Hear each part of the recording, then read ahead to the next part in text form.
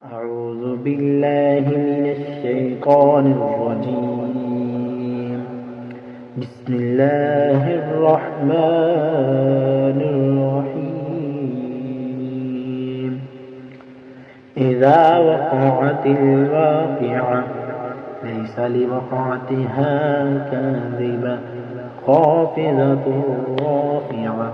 إذا رجت الأرض رجا وبست الجبال بسا فكانت هباء منبثا وكنتم أزواجا ثلاثا فأصحاب الميمنة ما أصحاب الميمنة وأصحاب المشأمة ما أصحاب المشأمة والسابقون السابقون أولئك المقربون في جنات النعيم.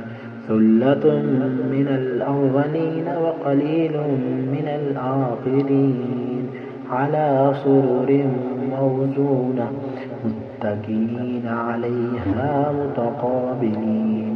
يطوف عليهم ولدان مخلدون بأكواب وأباريق وكأس من معين لا يصدعون عنها ولا ينزفون وفاكهة مما يتخيرون ولحم طير مما يشتهون وحور عين كأمثال اللؤلؤ المكنون جزاء بما كانوا يعملون. لا يسمعون فيها لغوا ولا تأثيما إلا قيلا سلاما سلاما. وأصحاب اليمين ما أصحاب اليمين في سدر مخضود وطلح منضود وظل ممدود وماء مسكوب وفاكهة كثيرة لا مقطوعة ولا ممنوعة وفرش مرفوعة. إنا أنشأناهن إنشاء فجعلناهن أبكارا عربا أترابا لأصحاب اليمين ثلة من الأولين وثلة من الآخرين. وأصحاب الشمال ما أصحاب الشمال في سموم وحميم وظل من يحموم لا بارد ولا كريم. إنهم كانوا قبل ذلك مترفين وكانوا يصرون على الحنث العظيم وكانوا يقولون أئذا متنا وكنا ترابا وعظاما أئنا لمبعوثون أوآباؤنا الأولون قل إن الأولين والآخرين لمجموعون إلى ميقات يوم معلوم.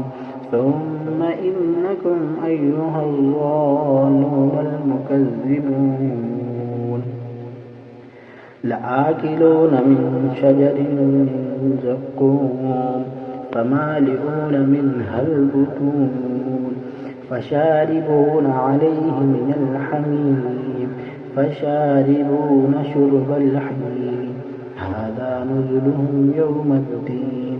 نحن خلقناكم فلولا تصدقون أفرأيتم ما تمنون أأنتم تخلقونه أم نحن الخالقون. نحن قدرنا بينكم الموت وما نحن بمسبوقين على أن نبدل أمثالكم وننشئكم فيما لا تعلمون. ولقد علمتم النشأة الأولى فلولا تذكرون أفرأيتم ما تحرثون أأنتم تزرعونه أم نحن الزارعون. لو نشاء لجعلناه حطاما فظلتم تفكهون إنا لمغرمون بل نحن محرومون أفرأيتم الماء الذي تشربون أأنتم أنزلتموه من المزن أم نحن المنزلون لو نشاء جعلناه أجاجا فلولا تشكرون أفرأيتم النار التي تورون أأنتم أنشأتم شجرتها أم نحن المنشئون نحن جعلناها تذكرة ومتاعا للمقبين فسبح باسم ربك العظيم فلا أقسم بمواقع النجوم وإنه لقسم لو تعلمون عظيم إنه لقرآن كريم في كتاب مكنون لا يمسه إلا المطهرون تنزيل من رب العالمين أفبهذا الحديث أنتم مدهنون وتجعلون رزقكم أنكم تكذبون فلولا إذا بلغت الحلقوم وأنتم حينئذ تنظرون ونحن أقرب إليه منكم ولكن لا تبصرون فلولا إن كنتم غير مدينين ترجعونها إن كنتم صادقين فأما إن كان من المقربين فروح وريحان وجنة